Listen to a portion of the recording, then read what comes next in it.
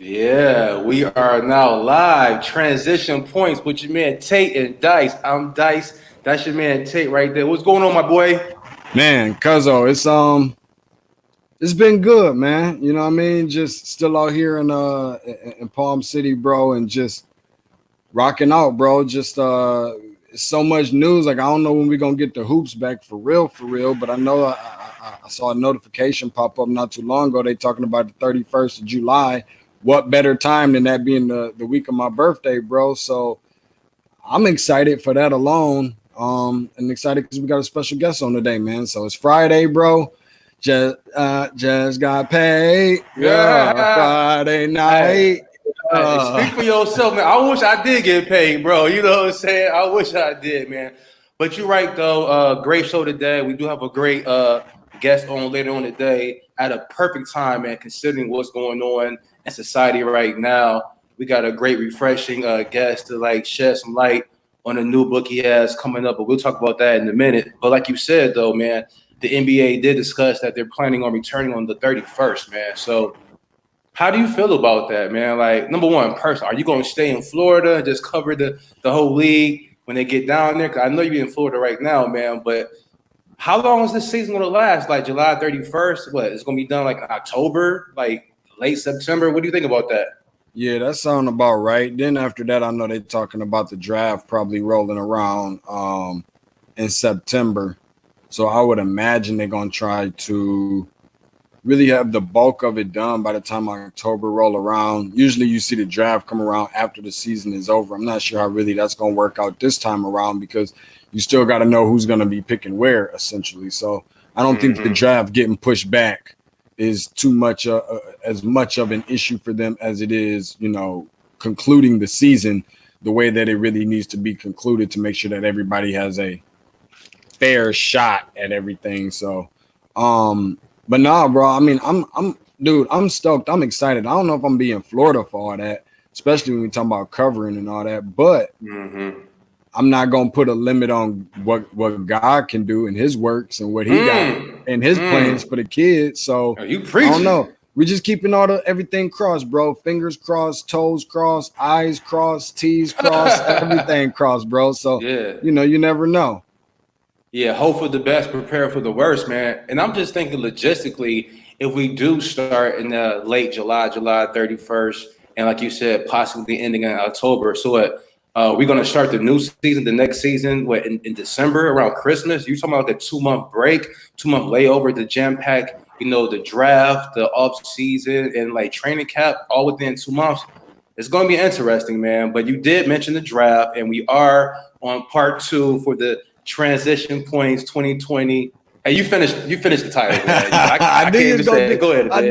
knew you was gonna do that, bro. And it's only fitting. It's only right. If y'all been living under a rock, trust me, you don't have to be no brain scientist or this ain't surgery. You ain't got to be a rocket scientist or have an Ivy League degree to know that's the 2020 transition points. They cannot win unless we quit win at all costs NBA mock draft. Boom. Mm.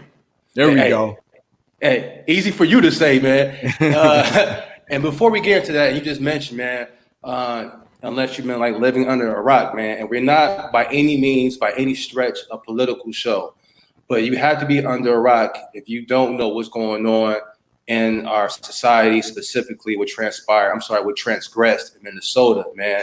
It's been a short week because Memorial Weekend, but at the same token, it's been like a long week, man.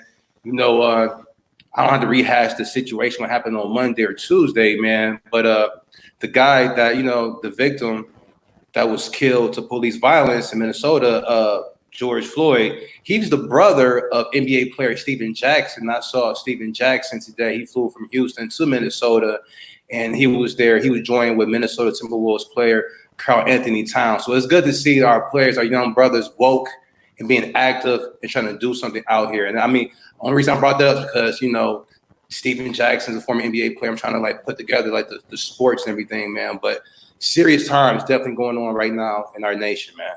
Yeah, Jack is a real dude, bro. And me and you was just kind of spitballing around some different ideas. One of them being called basket case. And like just the thought of that, no lie, I wouldn't lie to you. When you mentioned that, bro, like literally he was the very first person whose face came to mind. But he's more so than anything a real dude. You know what I'm saying? If you know anything about Jack, that boy Fi, like he really about his business. He's serious about this stuff, man. So I think that it's awesome that the NBA or NBA players, former NBA players, whatever, what have you, are all kind of coming together. Because I think when he spoke at this press conference or whatever exactly it was, a community gathering or whatever, if you will. Right. I think Karl Anthony Towns was there, and I think Jamie Foxx was there. I'm not sure. Oh wow. Somebody right up in that range. I think if I read that correctly, but yeah, man, it's an unfortunate set of circumstances. If I'm just being honest with you, and I'll let, of course, teasing a little bit that, got my cousin Keith Tate, who's an author, entrepreneur, a basketball coach, who's going to be coming on with us in the next 20 minutes. So stay tuned. How much of, I'm interested to know his thoughts on this situation, how much his book has really or how much of these types of scenarios and situations have really influenced him to really want to put together a piece like this in his book called Black Fatherhood. We'll talk about that in the next 20 minutes or 19 minutes or so. But I'll say all that to say, to me, I'll be honest with you, I'm not trying to be pessimistic, Dice, but like, this ain't much of a surprise to me, bro. Like, I just feel like it's something that everybody's just kind of going crazy about. Like, this is the first time they heard of it. Like, I feel like I'm crazy. Like, I'm going crazy because everybody else going crazy about it. I'm like, yo, this has been going on for like the longest. It just goes to show how many people was really, really either A, blind to it, or B, just kind of ignoring it and not taking it serious. That's a big fact, man. And to your point, I hate to say it. I hate to say that I become desensitized or numb to it, but I feel like Ahmaud Arbery, we were just like mourning him and running 2.2 miles for him on the block 2 weeks ago, and that news story feels outdated. It's just so many examples of young black people. Yeah, exactly, getting taken out, man. So that's super unfortunate, man. But like you said, man, in light of that situation, it's always refreshing to see a positive black example, a black role model out here, man. We've seen like so many people, black men, in the light of a victim. It's good to see this young black man, like you said, being an entrepreneur, trying to do something to bring back to the community, society, and uplift black people as a whole, man. So I can't wait to talk to Keith Tate about that. But before we do that, though, man, are you ready to get into the 2020? Come on, bro. The 2020 transition points, they can't win until we quit. Win at all costs NBA mock draft. But before we do that, I just want to give a shout out to, at least I feel like I'm saying it correctly, Tim Wozniak, who seems like he's really excited to see some basketball. He chimed in with us, said that he's psyched up for the NBA and for NHL playoffs. At this point, he'll take two guys playing catch on ESPN 8, aka being the Ocho. Before we get into the mock draft, I'm just curious to this, bro, because I've watched this over the course of like the last few weeks, different parts of it, whatever. No, just in general, like, do you watch the Ocho? Because like I see folks like stuffing down like 117 hot dogs in like 10 minutes and stuff. I'm like, dog, what's really going on? Bro, I didn't know the Ocho was the actual thing. I thought it was like a parody spoof that they did on the movie Dodgeball on the Ocho. That's where I know ESPN Ocho from the movie Dodgeball, one of my favorite comedies of all time, man. So I don't know about that, but I do feel you though, Tim, and thanks for chiming in. I'll take that too, man. Whatever we can get, we'll take, man. Hey, I love the Ocho, bro. If not for no other reasons, then hey, bro, what you can always do is pour you up something dark, bro, or roll you one up and smoke one and watch the Ocho, and you'll have a grand of a time, bro. Let's just put it like that. I'm not gonna say I know from experience or nothing like that. Last but not least, before we jump into our mock draft, just want to let everybody know that feel free, man, to leave, a comment below with, questions, opinions, any of that type stuff, just right here along the bottom. Right here, if you're watching on Facebook, appreciate it. YouTube, we up and running with the YouTube today for the first time, so I'm excited about it, man. Feel free to leave your comments and your opinions and all that kind of stuff. Now, you want to go ahead, introductory to, let's go ahead and tip it off. I would say kick it off, but we talking about basketball, so go ahead and tip it off, man, for the mock draft. What we got? Who up? All right, so let's just recap though. So last week or last show, we had picks 30 through 26, correct? The Milwaukee Bucks picked 30th, the Lakers picked 29th, Raptors 28th, Clippers 27th, and Celtics 26th. So today we're going to do picks number 25, the Nuggets, picks 24, the Jazz, number 23, the Heat, 22, OKC Thunder, and the 21st pick would be the Houston Rockets. Now, who do we pick from 30 to 26 last week? Just to bring Milwaukee Bucks selected Reggie Perry from Mississippi State. Los Angeles Lakers selected Ashton Hagans from Kentucky at 29. 28, the Toronto Raptors selected Udoka Azubuike out of Kansas. 27, Los Angeles Clippers select Elijah Hughes out of Syracuse. And number 26, the Boston Celtics select Omer Yurtseven. Trying to say that 3 times fast. Right. Out of Georgetown, bro, by way transfer of NC State. All right, then, man. Without further ado, we have the Denver Nuggets. They're on the clock, man. And with the 25th pick in the first round of the 2020 draft, who do the Denver Nuggets select, D-Tate? I'm gonna take a dude where I think they need some defense. The thing is with the Denver Nuggets, bro, how I personally always feel is that the Nuggets is the team that has so many like scoring caliber type players. They have so many guys that can go and get you a bucket, but they don't have a ton of guys that can go and get you stops if you really need one. So from there, I don't really know how things are gonna pan out with Michael Porter Jr. So just on the safe side, it's kind of like a buffer a little bit. I'm gonna go with Sadiq Bey out of Villanova, and he's a dude at a small forward position who can defend not nearly as much of guys bigger than him, even though he can, kind of alter some guys or kind of throw him off because he does sometimes play bigger than his size and what he really is, even though he's already about a good 6'8". But he can defend wings really good and even guard a lot of guards. So from that standpoint, when you have everything else in place, as you guys know, over the course of the last 2 years or so, Denver has really been looking forward and going, moving in the right direction in terms of in the postseason to try and at least not even necessarily just get to, the NBA finals, but more so try and be a consistent contender in the Western Conference Finals. And with a guy like Sadiq Bey, I think that's something they can do, especially on the defensive end. He's an underrated offensive player, but they don't need no more offense. You take him at defense. Yeah, man, that's a great pick. And just looking at the players that Villanova coach Jay Wright has produced and put on the NBA lately, man, they've been some great players, great professionals, consummate professionals. And I've noticed they're like pretty old. Like Jalen Brunson, I want to say he was like a 3-year player or junior that came out a couple of years ago. What's the guy's name from the Chicago Bulls? Archie Anado. I can never say his name. Yeah. You're talking about Arcidiacono. There you go. Easy for you to say. But yeah, though, Jay Wright has turned over a lot of veteran, gritty type players from that program. If you get a Villanova Wildcat, you're going to be like a gritty defensive player, a smart player with a high basketball IQ. So I like that. Now, quick question: was he a part of the 2016 and 2018 championship teams? Nope, he wasn't. He was on the 18-19 team as a freshman the year after they won the title. And then he was on the 19-20 team this past year as a sophomore, so he's coming out as a sophomore. Now, who would you compare his game to? Anybody in the league from the past, present, or not? Not so much, man. Not necessarily. I mean, he's just – you know what? I'll say this much, and I hate to just necessarily try and give a comparison to a player all the time. I'm not totally against that, but what I will say is you can look around the league and just find guys who seem to be really, really good offensive players in college, but you can tell that on defensively. Again, okay, I'll give you a person. I'm not saying his game is like this. I'm not saying he's going to be this successful.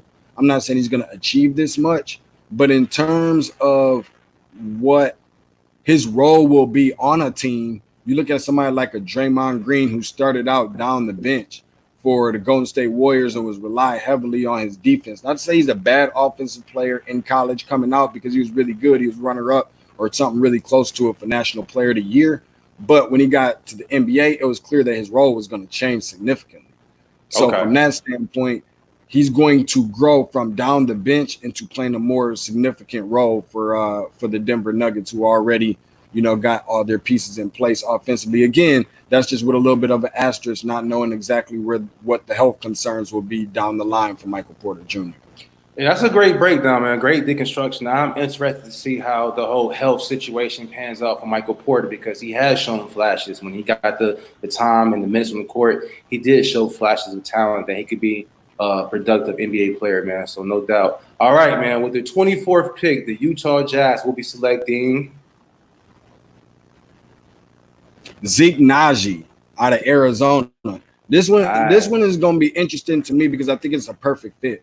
When you have somebody like him who kind of reminds me of like a Chris Bosh type in a sense, he can step out, stretch defenses a little bit, even though that's not necessarily his thing. He can still grow into a similar role like that. And I don't know really why I got a brain fart right now, but who is that came out of Georgia Tech that played for them? They just recently got rid of him and traded him off. For the Jazz? To the Pelicans. It's not Josh Okogie. Derek Favors. When you got somebody like a Derek Favors, I feel like in some cases they kind of miss that type of a player. You already got, from a guard standpoint, you already got everything in place for what you need between Donovan Mitchell, amongst others. Now you got a defensive presence in the paint with Rudy Gobert, but you don't have a guy that can kind of offset that and still go get you buckets up front. That's where I think Zeke Naji honestly would be higher on my list than being like a top 20. He would be more of a top 20 pick for me.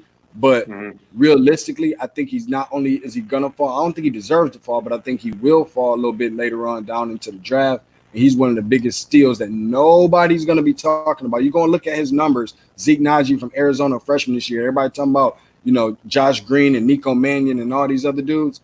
This was the most consistent player for Arizona this year, and I think he could step in and do some really good things, because you, as I know, both, Utah is one of those markets where it has to be an ideal, like a perfect fit. Not anybody can go out there and play.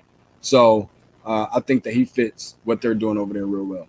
Hey, man, great breakdown, man. And based on what you said, it sounds like maybe his game can complement Rudy Gobert, like maybe how Charles Oakley did with Patrick Ewing back in the day, man. So I definitely like that. All right, then. So that was the 24th pick. And with the 23rd pick, who do you see the Miami Heat selecting? Precious Achiuwa from Memphis. Precious. How about that name, bro? I can't tell you I tell you one thing, bro. I can't tell you that if I have a son, I'm going to name him Precious. But ain't nothing precious about this dude. He's a hard worker. He got a high motor. I think it's perfect for the youthfulness that they have within that team. I'll be honest with you. I'll be one of the first ones. I didn't expect for Miami to have the kind of year that they had. And some people did try and tell me. Some people said up front, like, Miami, you got to watch out for Miami. And I just wasn't much of a believer. Much like how you did when you was talking about Toronto this year. And I was like, I ain't really feeling the Toronto thing. But they got the youthfulness with guys like Tyler Hero. Bam Adebayo is coming into himself. Kendrick Nunn, who seems like he came out of nowhere. He was a transfer from Illinois, went on to Oakland and set a few records. Duncan Robinson, that name rings, bells and very familiar to you. For the Michigan Wolverines, he came in and contributed and has really been sticking very well in the league. Don't forget they got an Andre Iguodala, Jimmy Butler, all those guys. So when you have somebody like Precious Achiuwa, who is going to just be a rim runner with Bam Adebayo. He doesn't have the bulk that Adebayo has, but he does have a skill set that's not necessarily great. He's not a bad bucket getter, but he's going to be a cleanup man, kind of something similar to like a Joakim Noah, if you will. Somebody that's not ultra talented offensively, but, he's not a terrible offensive player, and he's not going to, be a guy that you got to yank him up by the jersey to get him go out there and play defense or work a little bit harder. He's a hard worker. He's one of those guys that the game comes easy for him. He'll see time coming off the pine in terms of hard work. But as far as like, it won't come as easily offensively, but defensively is where he's going to learn to get his minutes. Now, let me ask you a question, D. Tate. The guy that played for Memphis, that was like the heralded blue chip high school player that was suspended after like 2 or 3 games in the season. James Wiseman. Right. Now, when Wiseman went down, did Precious like pick up his game? Did he like put the team on his back? Did he ascend? Did he get better? Or I'll be honest with you, bro. Like I really don't. I don't think that it made a difference to Precious okay, because that's the same approach that Precious is gonna go into the league with. He's gonna be the dude that's just straight up like, I don't care who's on my team. I'm still gonna continue to play my game and give what I can give and do what I can do. I thought that it was gonna do nothing but help the team with him being able to work out with Wiseman because everybody was going to have their attention on Wiseman. Like Achua got loose this year, but he didn't get as loose as he could have had he been standing in the shadow a little bit of somebody like Wiseman because all the attention would have been on Wiseman. So from that standpoint, bro, like I really believe that it helped him, and he ended up being like going from being the second guy, kind of like Scotty's role after Mike left. You know what I'm saying? Okay. It forced him to kind of be in position to play that role. And they had a lot of good ball players. They had the #1 recruiting class in the country this past year, and they looked like they was about to fold. And a lot of their guys, Boogie Ellis and a lot of other guys now transferring and all this other type of stuff that didn't have years that they were thought that they was expected, the expectations was high for him. Precious was one that not only lived up to the expectations, but exceeded them. Precious. All right, then I'll be looking out for him. And I see we got Keith Tate in the green room, bro. So you know what? I appreciate him for holding tight. We got 2 more picks. I know everybody coming in ready to see Keith Tate, bro. So just keep it tight right there, bro. We got these next 2 picks, man. See, I don't know if Keith can hear you, man, or hear us, but Keith, your cousin's talking a lot of junk on the phone, man. See, we call it the green room, but on the phone, he's like, yeah, cuz we're going to keep him in the holding cell. He said, you wait in the holding cell right now, Keith Tate. He try to play you like a criminal, bro, in the holding cell. What's up with that, man? But anyway, though, my bad. With the 22nd pick, we have the OKC Thunder selecting in the 2020 draft. Who do you have, D-Tate? I got him taking Daniel Oturu out of Minnesota. He's a guy that's originally from Minnesota, played on the same AAU team with Trey Jones over at Duke and Howard Pulley. And a lot of people got that same, considered for Jones to get a lot of that same attention we was just talking about with Wiseman and all that, that Oturu wasn't necessarily getting, but you can see it in his game. Very, very high IQ. Like he might have the highest IQ of any player in this draft. And if he doesn't, he has the highest IQ, I feel comfortable saying, of anybody that plays a front court position in this draft that is likely to be taken in the first round. Like when I look at this team overall, they exceeded. We was talking about expectations being exceeded. My expectations for OKC was exceeded. I didn't think Chris Paul was going to come in and do what Chris Paul did. I'm just like, he's going to be another dude that's just going to be like Carmelo. He's going to leave out the league. He's not going to end up getting a ring. He's too close to the end of his, close to retirement. And he came in and he balled out. And it really kind of made this team, it turned the team around and made them look good. And don't forget, they're on the West. And they still considered a playoff contending team. So Shai Gilgeous-Alexander with that trade from the Los Angeles Clippers was obviously really big. Dennis Schroeder, Steven Adams is a workhorse. That's why I like Daniel Oturu, because he's going to be a workhorse. He reminds me a lot of Al Horford, who's also from Michigan and played at Florida and obviously kind of been in somewhat of a journeyman now during the tail end of his career in the league. But he's just very simple. There's not a lot of flash and this and that to his game. You know what I'm saying? He's going to bring his hard hat, his hard construction hat, and his lunch pail to work every single day. You know what you're going to get from him. He's going to pound the glass and he's going to work a little bit. Al Horford is a dude that I would consider him kind of looking or pattern his game after a little bit as he get into the league. I think it's a perfect fit for OKC. That's a great comparison, man. Al Horford is a long tenure NBA veteran in this league, multiple All-Star, very consistent, great in the locker room, great team veteran leader on the court. And there's something about OKC, man. They have a history of developing a culture. They have a culture and drafting and cultivating a certain type of a player that's very productive in this league. I think about Serge Ibaka. I think about Steve Adams. The list goes on. They just have a culture established, and they produce good picks, man, in Oklahoma City. So I'm looking forward to that. All right, then. So for the last pick for today's show, let's see here. We have the Los Angeles Lakers. Again, they're selecting with the 21st pick. Who do you have them taking this pick, D-Tate? Bro, I thought we had the Houston Rockets at number 21. That's why I'm just going with what this says, bro. You know what I'm saying? It says Okay, I Vegas. mixed it. I remixed it. I got a little bit too excited because I knew Keith was gonna come on. Okay, so you know what? Be... Let me go ahead there and put the Rockets down. Okay, yeah, do Let's that. see. With the pocket Rockets, let's see. Yeah, Boom. and I'm gonna tell you exactly why I'm choosing the dude. I'm gonna take Jalen Smith. We're gonna keep it in the Big Ten on back-to-back picks. Take Jalen Smith out of Maryland, a guy I personally thought. Now, you know I'm a Sparty, and I would always got to keep it funky with you. I can't play the bias game. You can't do that in this business. I know Xavier Tillman won Defensive Player of the Year for Michigan State, but the guy that should have won it, in my opinion, also won the Big Ten championship because they shared it this year with Michigan State, was over at Maryland. It was Jalen Smith who should have won Defensive Player of the Year, in my opinion. Sophomore, 6'10", 215 pounds. They call him Stick, so he is skinny. But I think that this is a perfect fit for Houston because, number one, you're going to have to need some defense. You're going to have some defense if you plan to make any kind of run, a deep run anyways, into the NBA playoffs to try and see if they can get back there. What are they doing with going with PJ Tucker at a power forward and at center and all this? I have no idea. They're going to need defense because they got way too much offense under Mike D'Antonio. That's not going to work. But on top of that, I think they do need some size, and that's where you're going to get it with him. We was talking about Daniel Oturu, Precious Ochua, guys who have high motors, guys that are fearless and can step in and be plug-and-play guys off the rip, with the exception of Jalen Smith's size, him being skinny. But this is NBA, like nowadays in the league, Dice. You see an NBA player, you don't hardly even know he's an NBA player. You know what I'm saying? Like, I feel like back in the day when we was growing up, maybe because we was shorties, but when you seen an NBA player,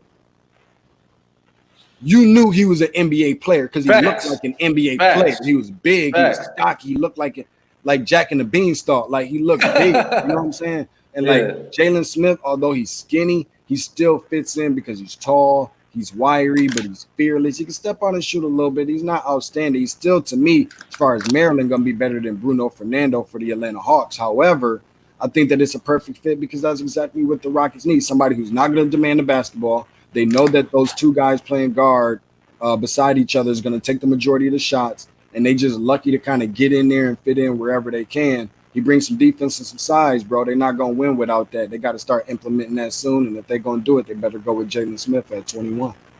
That's a great breakdown. I'm looking forward to that, man. So, all right, there we have it. We have picks 25 to 21. Can't wait to see the next Bring Big Head in the studio. I was going to say now for the number one selection for the Transition Point Show for Tate and Dice. Matter of fact, you go ahead. See, I didn't know he was called Big Head. I thought he was called Keith Tate, man. Who we got coming into the room right now, D Tate? Who got coming up, bro? Little cousin. Let me fix the video so I'm in here. Oh, he's a rock boy. What's going on, fellas? What's going on? Oh man, good to have you here, man. What's going on, Keith Tate? Now, am I tripping? Is my monitor broke? Do I see two DeShauns? Or do I see twin brothers or y'all cousins? Are y'all twins? Y'all cousins? What is it? Nah, you see the improved 2.0 version of DeShaun. 2.0 ain't a very improved margin, bro, but it is what it is what it is, man. Let me say this, man. Like, I'm happy to be able to bring Keith on, who's been doing some ridiculously crazy, like phenomenal things. Not just in regards to him being an author, him being an outstanding father. You know, anybody could be just a dad, you know what I'm saying? But it takes a little bit more to be a father, you know what I mean? And all the responsibilities that come along with that. But even doing things within the community, being a basketball coach, dude is obviously really about his business, man. So I would literally take my cap off to him, but I ain't shaved up top yet. I'm still in quarantine mode, bro. So I definitely want to welcome him to the show, man. Cuz, what up, though? Hey, I really appreciate y'all having me on, man. Like, it's real good stuff. Me and Sean been talking about connecting for a grip, you know, on a podcast or some type of media platform, and it's good that, you know, like I said, that you guys have me on here. I appreciate y'all, and to keep basketball talk. Y'all keep on putting out content for, you know, the hoop heads. So definitely really appreciate that. What I love, Dice, everybody on here got the beard game looking thick. Cuz looking like Delonte West, but I'm gonna just keep it. I didn't know he's gonna have LeBron Daddy on the show today. What's up, man? That's good. But No look, I hope all comments the on viewers, that.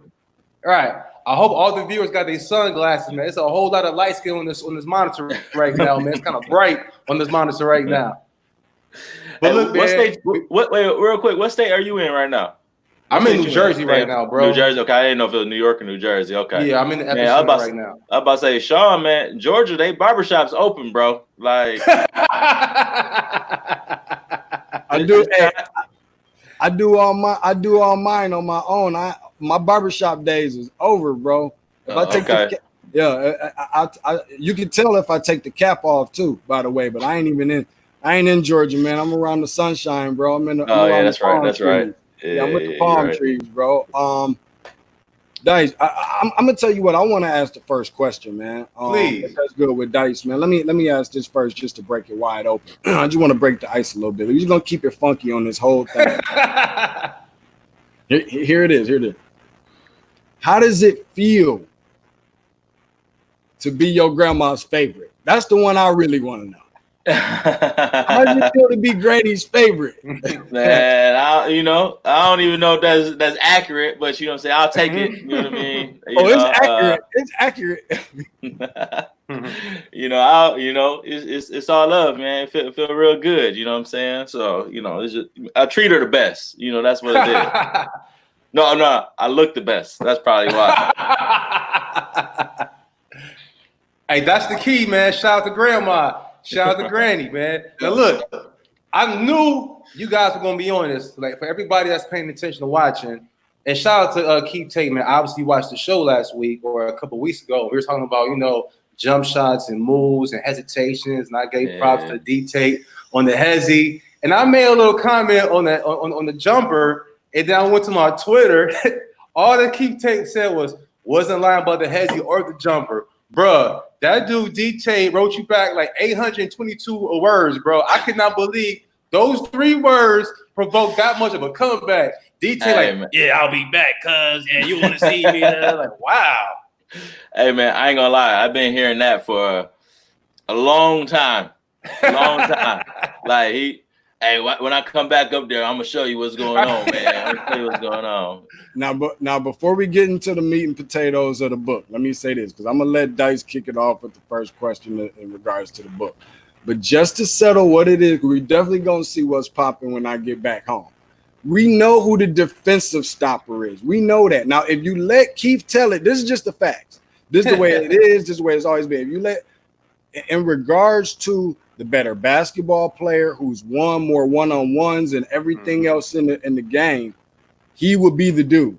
Okay.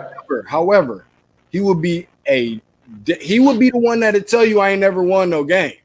He would be that dude. And see, he already lying already. He gonna say I ain't gonna win no game. That's blasphemous to not try and give me no W's after I done earned my W's after so many years, bro. That's just disrespectful. But he know who the defensive stopper is, bro. Hey, would you rather be Patrick Beverly or would you rather be Kawhi Leonard? Ooh. I gotta know my role. We came up. Hey, Dice, we came up. I whichever role I'm the best in. I don't want to be Kawhi Leonard if I know I'm not gonna be Kawhi Leonard. I'm gonna play my role and I'm gonna be Bev. You know what I'm saying? That's who I am. That's what I'm gonna be. This thing started, Dice, in 90. What year we talking about? Keep 94. Gus Macker. 94, man. They picked me up on the squad as just a bum off the street. You know what I'm saying? I ain't know nothing about hoops. I'm traveling, everything. You gotta put the ball on the ground first. You can't just run with it. Like, man. But let Keith tell. But Keith will tell you one thing I did though. I didn't go outside of my element. I knew to pass the ball, and I went out there. I would play my defense, and that's one of the reasons that we took home to go. He's telling all facts now. He's telling all facts right now. So that whole story is true. The whole story is true. It was crazy. Real quick, my dad, because we had 3 players, and then I don't know. They said we needed to have a 4th. And my dad was like, "What about your cousin Sean?" I'm like, "Man, this dude, he gonna be thinking it's a wrestling match, man, because he was WWF all the way, like, Ric Flair and Ultimate Warrior, all that type of stuff." I was like, "Man, I don't know, Dad. Like, he just does wrestling. That's it." And that wasn't no lie. He was straight getting the ball, like moving his feet. The Euro. No, the Euro. Hey, the Euro from the 3-point line, no dribbles, and obviously it was a turnover. But no, it's so crazy though. Like he started late, and then he just really like dove into having a passion for basketball and stuff, which is very like I said, I always tell him I'm jealous of him and where you guys get to talk basketball and put content out and all that stuff. So definitely really proud of how everything has transpired over decades. Wow. Well, I appreciate that, man. I appreciate that, and I really do, man. I mean that. Ain't nobody got nothing on Dice. Dice getting special invitations for NBA All-Star Weekend from Michael Jordan and everything. Nice. Ain't nobody gonna be like Dice. Let's crack open this stuff with the book. Iron Mike, take the floor. Well, yeah, shout out to your dad too, man. That was a great story, and that's the reason you hear it though, Keith Tate, man, because the awesome book Black Fatherhood, man, that title grabbed me, man, especially in light of what's going on in society, specifically in Minnesota right now. You see a lot of the images for Black men being negative, like, George Floyd, he's the victim. Then you have other like celebrities and rappers, that are getting celebrated for being like a deadbeat dad. Something I read on Twitter was like, she belongs to the streets now. Let the streets pay for her child support or something like that, man. Wow. So you see all these negative connotations of Black males right now. Here you go, accepting that stereotype that, the stereotype is Black males aren't good fathers, they're deadbeat dads and so forth. Here you go, accepting the responsibility and then sharing your story, man. So that's what I want to know. So Black Fatherhood, is that like a book based on your personal reflections and your epiphanies as a new father? Is it like some game you want to write for your son Kai to come back and revert to 20 years like later? Or it's like a guide to like cats like me and DeShaun who aren't fathers, like, or expecting fathers? Like, what's the whole motivation behind the book Black Fatherhood, man? Which is crazy, man, that you said all that. Is that it's really all of that. Like, as much as possible, it really went into when I found out that we were pregnant, was going to have a kid, I looked, for some books, and the books were like, Bibles, like encyclopedias. They were too big. They were kind of like boring and, didn't speak to me, and so I wanted to create something for, for teenagers, for young adults, 30-year-old adults, 40-year-old adults, it didn't matter, so that they could know what to expect, when they're expecting a child, when they have their child, when they're first born.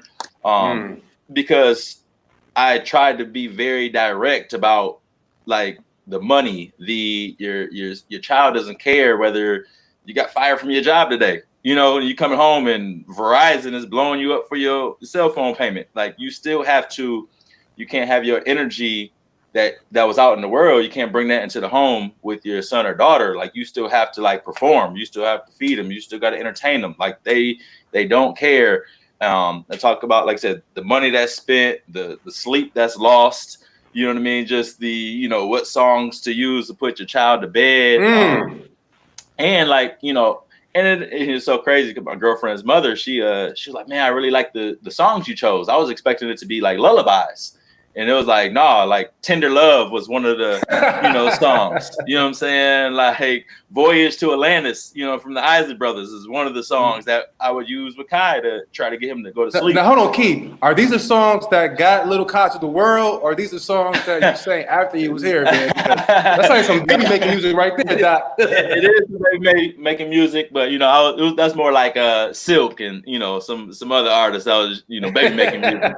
But no, it's a little bit of everything, and I did use it as a scrapbook for my family, for my son, so that to go back and look and just say, hey, like, this is what was going on in your life when you were, a baby, 1 year old, 2 years old, but essentially it is like it's a guide to get fathers and mothers prepared for for parenthood. Who has been and just for everybody that's just chiming in or getting the opportunity to check in with us, man, got my little cousin. I got to make sure I preface by saying that first. Keith Tate, author, basketball coach, entrepreneur, the whole nine. Catch him on Twitter at Coach K Tate, IG at Keith Tate, Black Fatherhood, author of the book. Is there any specific people that I guess has really inspired you the most to do this, or any specific people that have played a big part in your personal life? That is this something? Is it dedicated to anyone specific, and or what people have inspired you the most to make a decision to put the book out? So that's a loaded question, man. Great question. So many different inspirations, man. Like, I mean, because it could just honestly, it could be YouTube, where it's like, man, I'm inspired by what you guys do. So I want to have like my creative juices or put something out there in the world, some content as well. So, and it's almost like not a competitive thing, but it's like, Desmond and Lindsay both said it, is that, you aspire to inspire. So, there's been so many different influences for me to write the book. But I'll give you a couple of famous names that really inspired me. Is Nipsey Hussle, Combat Jack, who he was an attorney back in the day in the music industry for like Dame Dash and a whole bunch of others. And he had a podcast called the Combat Jack Show, which was phenomenal. He always talked about like living out your dreams, and taking sacrifices and so on and so forth. And like Dr. Eric Thomas, I attend his church, and just hearing him speak about different things. Like I said, Desmond Ferguson, Lindsey Huddleston. So many, Telly Brandon. It's been so many different, inspirations. But even Charlamagne the God, just because he's, a loudmouth guy, but he ended up writing 2 books, and that kind of like got me. There were just so many people, man. I really can't even name all of them, because just every little thing was just like sources of inspiration and motivation to, keep going. And but really, man, like Nipsey and Combat Jack, man, because they passed away, it made me think like, man, I don't know when my last day is going to be. You just never know. Nipsey was finally at like his climax, at his peak, and his life got taken away, and it's like, man, what have I done? What have I done to leave my mark on the world, on my son, on my family, so on and so forth. So same thing with Combat Jack. He passed away, at the height of his podcast, his show.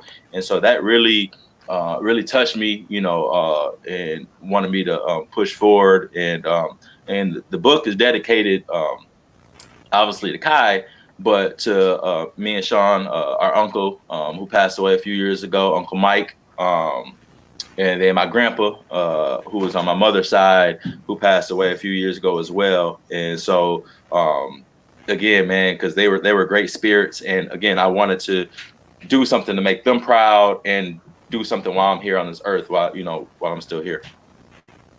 Shout out to Grandma and Uncle Mike, man. I'm sure I probably heard of them before. I know D-Tate speaks so lovingly about your whole family, man, and always about the uncles and so forth, man. Now, how long was the whole process to like write the book, from like the time you got the idea to put things in motion? Like, how long to like complete it? How long was that process, you think? So from probably about 14 months. Probably about 14 months, probably like in March or April of last year, I started just getting my wheels turning and just writing down like little notes on little sticky pads and things like that. So and then just writing so often, like I might go a few days where I'm like writing stuff, and then I might not write nothing for 2 weeks, and then I'll go back and go hard again for another week or two and take off. It gave me time to think, reflect, and I was still experiencing things with Kai.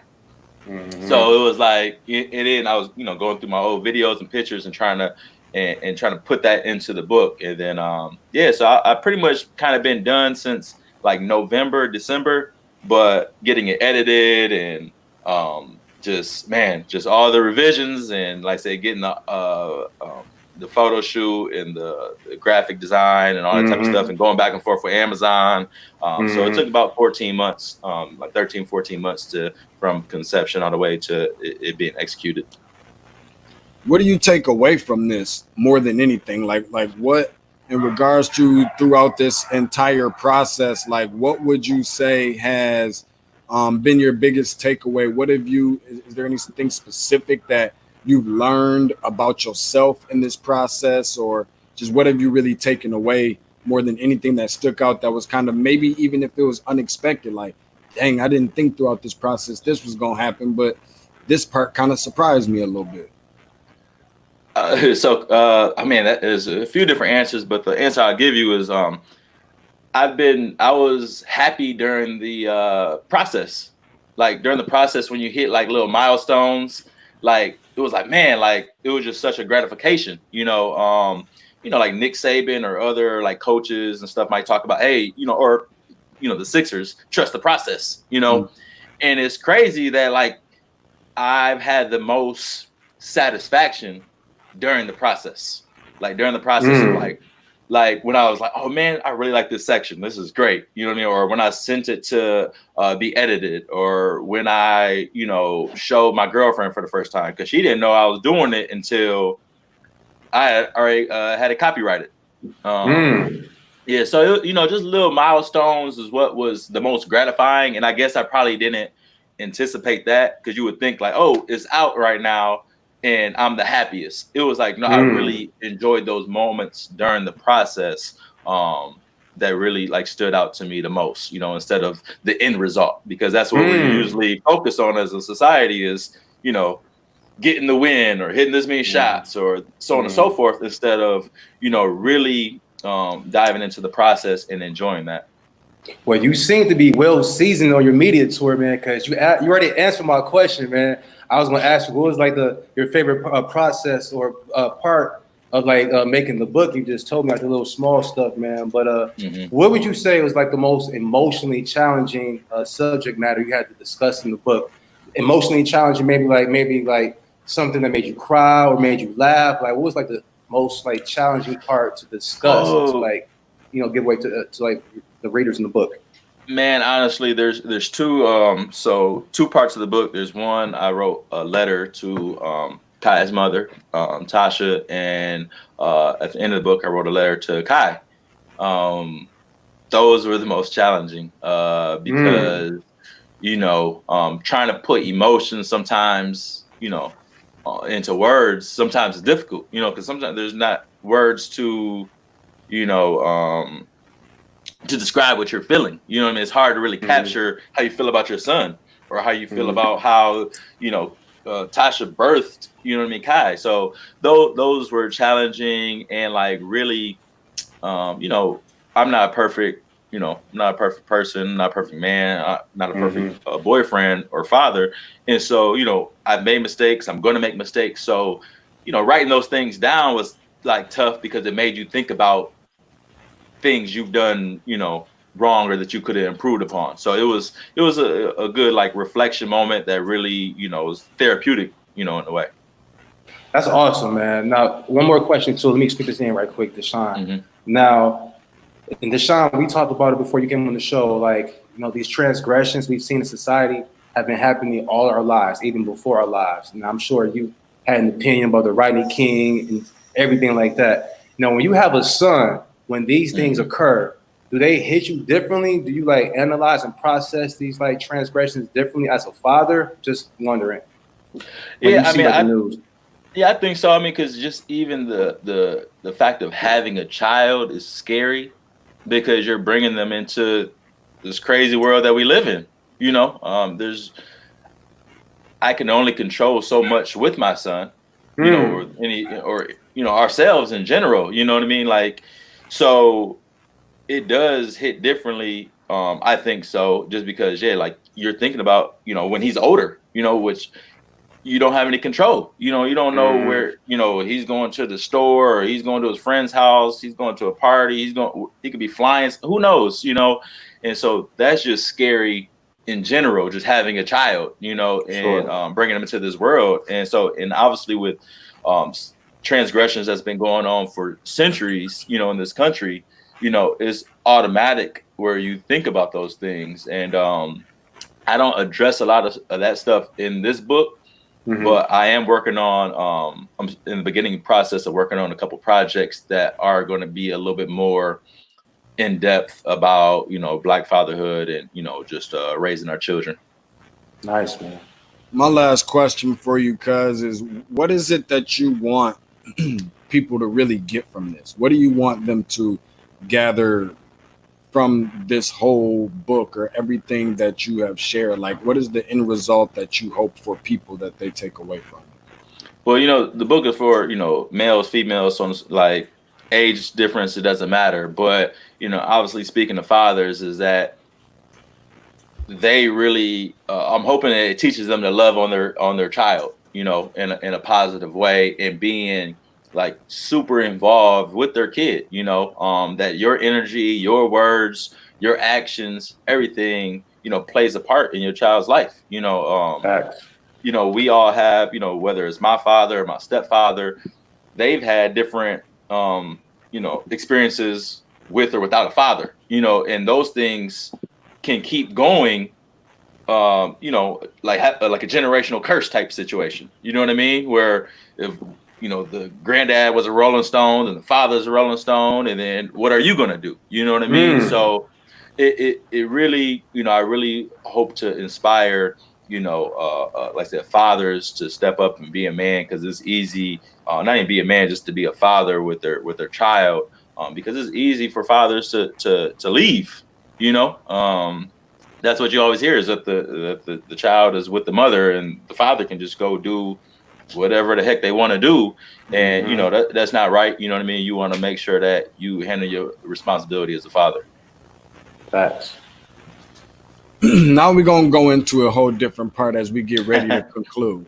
Cool. We're going to call it Fast Break. First time that Tate and Dice has ever done Transition Points Fast Break segment, where essentially we're going to ask you, 3 to 5 questions a piece. Ideally, one-word answers, the best way possible. And just I won't talk real long then. All right, just kind of, yeah. We're just going to kind of spitfire and just kind of throw them out there. All right. Y'all boys ready? Let's do it. I'm going to go with the first one. Okay. The best power forward to ever play the game, Keith, is who? Gotta roll with Tim. Okay. If you could have one of these players on your favorite team for 1 year, who would it be? LeBron or Greek Freak? Do Oh, LeBron. That was super easy. Do you think that the NBA, this is a 2-part question. The first part of it is, do you think that the NBA, it's a good idea for the NBA to resume this season? Man, that's a tough question, but I'm gonna say yes. If the because NBA, the players want to play. Yeah. If the NBA, if the NBA resumes, who wins the championship? Ooh. Clippers. Ooh, smart man. Good stuff, Keith Tate. See, for all those that didn't know, before the season postponed, I had Toronto and Clippers in the finals, man. And I had the Clippers winning the whole thing. So good stuff. All right, my question is, your favorite hoop shoe of all time? Your favorite hoop shoe of all time? Like to hoop in, or like just that are the coldest? All right, so I'm going to do a D-Tate then, a 2-part question. Your favorite shoe to hoop in and your favorite shoe to like to look at. All right. Well, the favorite shoe to look at is the Jordan 11s, just period. Woo! I mean, that goes without question. Yeah. Any of them, man. Good. Any of them. But yeah, the Concords are the cleanest, man. Like, yeah. So, when Allen Iverson was hooping in them at Georgetown. Very good, Keith Tate. Salute. Okay. So favorite shoes for me that I hooped in though. I don't know if there was a good basketball shoe. I just know I played good in them. Was the Gary Payton joints, the ones that zipped up. Ooh, very good. Yeah. Those were probably, either that or the OD Browns. I had those in the Macker, the pump up joints. Yeah, good. We had it with the dunk. Okay, very good. Yeah. The likelihood that Imani Bates will finish his career considered to be better than LeBron James. High school career or NBA career? NBA? Nah. No. Nah. It's possible, obviously, but that's shooting high. That's shooting the highest of the high. All right. Well, one more question then, man. It's not really like a basketball question, but can you please tell the people where can we find the book, man? Black Fatherhood, right here. Where can we find it, Doc? Hey, appreciate it, man. Yes, KeithTate.com. Yes, KeithTate.com. And if you don't want to go to my website, it's on Amazon. If you want to just search Black Fatherhood on Amazon. So, but I'm doing my Nipsey Hussle thing where forget the middleman. So head straight to the website. And it'll help fund some more projects I got coming down the line. So, but I definitely appreciate it, man. Yes, KeithTate.com. Yes, KeithTate.com. Last question on my end. Man, it's gonna be something crazy. Well, I can't do nothing, Dice. You see what it's like, bro? You see what it's like being the big cousin? You can't do nothing. They automatically assume something coming. Are you ready to cough up that $50 after the Indiana Pacers finish in the top 4 of the Eastern Conference? Oh man, no. Hey, look, I was just thinking about that last week. So I was like, well, he probably gonna be like, nah, man, the season ain't in. They still had time to get to the 4th seed. So I was gonna help you out and just call it off for you, but it's whatever, man. I mean, it's whatever.